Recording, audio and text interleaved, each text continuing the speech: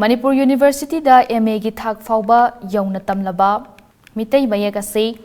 kanagumba kharana lana uhanaba amadi chatnaba yaroidaba wafam kaya phongdokpa yamna laibak thibani hauzik chanariba mitai mayek asida chayetnaba amadi samamnaba karisu leiti haina mitai irol iyek loina silol apunbalup milal gi secretary organization and Nongmai Lembi Laimana ngasi pangthokpa pawgi mifam amada phongdokre Manipur Press Club ta pangthokpa pawgi mifam aduda President Y Biren yauna thaupuba kayasu saruk yakhi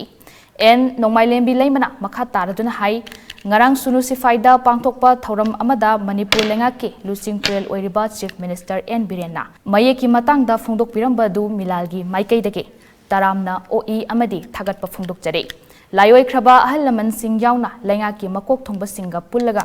yamna kupna khanaraba matung mayek kuntaret ke script asi chanaba haiduna gazette ta fawba phongduna chanaba haukrabani kumja english ngani subna taruk tage class 1 amadi 2 dage tamba hauduna haujikti university da MA gi thak fawba yaure amade nungtigi phongba pauche singdasu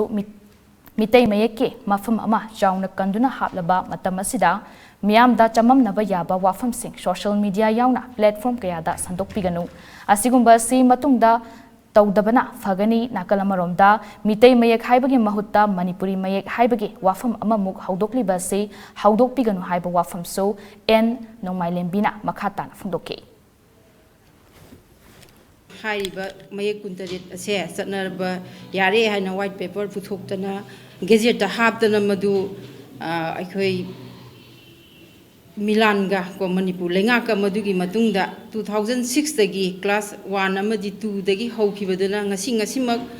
Manipur gi tanglaba taibang mahai kol oiriba Manipur University gi MA gi thak aroiba yoksilaba phawaba matam sibdabo chayetnaba leiri na haibase masi aranbani chayetnaba leite haibaduma Milan gi maikaidagi amasung Manipur lengaki Lusing Purel amana haibi khiba wafam ado yamna mak